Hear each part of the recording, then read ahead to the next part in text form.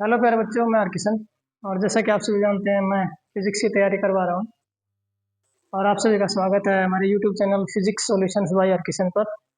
अब हमने एक जेई मेंस का क्वेश्चन लिया है जो कि 24 जनवरी 2026 को शिफ्ट 1 के एग्जाम में आया हुआ है। स्टेटमेंट है, a dipole is placed in uniform magnetic field B 800 gauss at an angle of 30 degree. Then it experiences the torque of 16 into 10 raised to power minus 3 Newton meter.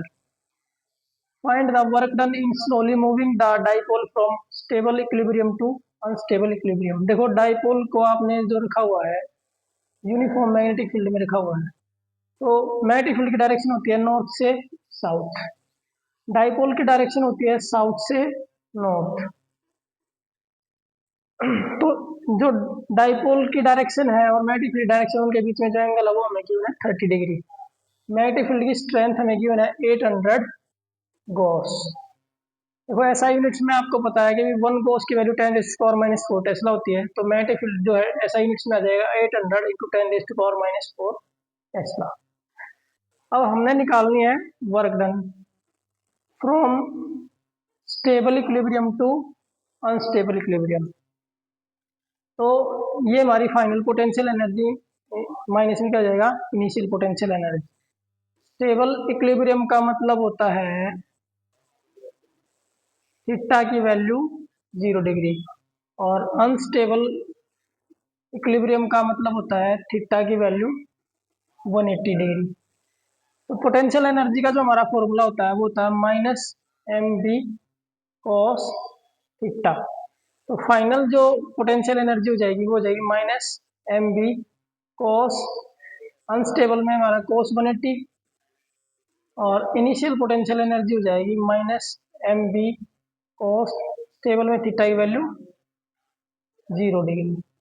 Cos 180 minus 1 तो minus minus plus, तो final हो गया M B. अब cos 0 की value 1, तो ये हमारे पास हो गया माइनस एम बी। तो वर्क डन जो हो जाएगा you final minus you initial, तो एम बी माइनस में माइनस का एम बी, तो ये हमारे पास आ गया 2m और बी। बी हमें गिवन है,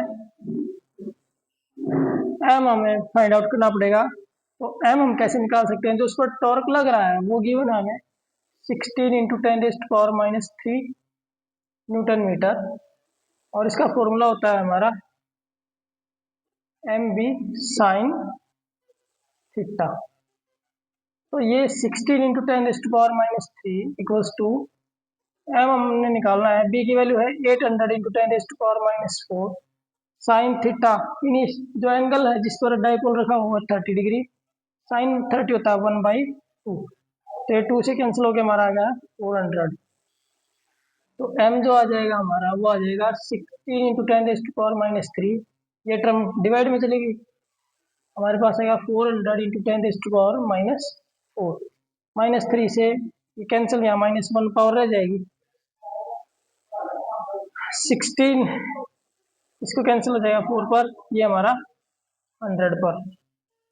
नीचे हमारे पास कितना है 10 रेज़ टू पावर माइनस 1, और ये 100 है, तो एक पावर कैंसिल हो जाएगी, तो हमारे पास आ गया 4/10, that is 0.4 ampere metre square. ये मैग्नेटिक डाइपोल मोमेंट एम की वैल्यू ये आ गई, यहाँ पर ये यूज कर लेंगे, ये वैल्यू यहाँ यूज कर लेंगे, बी हमें गिवन है, तो वर्क डन जो हमारा आ जाएगा 2 इंटू एम है 0.4 और बी है 800 into 10 raise to power minus 4, तो ये डेसिमल हटाएंगे नीचे हमारा आ जाएगा 10, और ये 10 रेज़ टू पावर माइनस 4 नीचे आ जाएगा हमारा 10 की पावर कितना हो गया 4, तो 2 पावर यहाँ से कैंसिल हो गई, 2 से कैंसिल हो जाएगा 5 पर।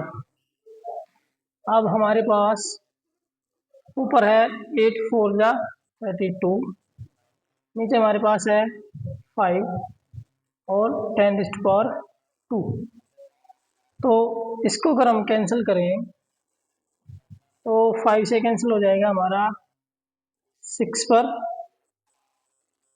डेसिमल 4 पर, into 10 raise to power minus 2, अब हमारा ऐसा आंसर अगर हम देखें तो ये है ए।